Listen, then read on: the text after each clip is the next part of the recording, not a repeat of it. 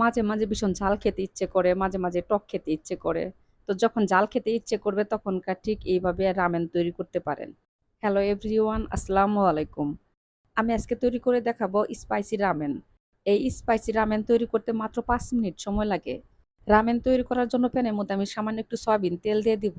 তেলের মধ্যে দিয়ে দিব পেঁয়াজ কুচি আর দিয়ে দিব রসুন কুচি। আর দিয়ে দিব ২ টা কাঁচামরিচ। কাঁচামরিচ আমি একদম কুচি, কুচি করে কেটে দিয়েছি। ঝাল যার, যার পছন্দ মতো আরকি।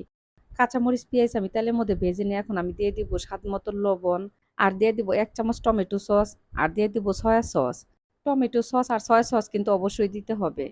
আর দিয়ে দিব ১ চামচ শুকনা মরিচের গুঁড়া, আর দিয়ে দিব ১/২ চামচ হলুদের গুঁড়া। আর এখন আমি দিয়ে দিব নুডলসের মসলা। আর দিয়ে দিব ১ চামচ গোলমরিচ। আর শেষে এখন আমি দিয়ে দিব সামান্য একটু পানি।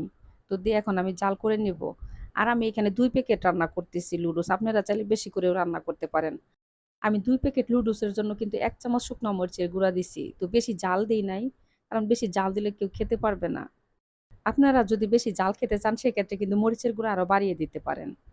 আর এই স্পাইসি রামেনটা এত্ত মজা, আসলে রান্না করে যখন খেয়ে দেখবেন তখন বুঝতে পারবেন যে আসলে এটা কত মজা হতে পারে। এই লুডুস রান্নার স্বাদটা কিন্তু বলে বোঝানো যাবে না। একবার রান্না করে খেয়ে দেখবেন তারপরে বুঝতে পারবেন যে আসলে কতটা মজা হয়।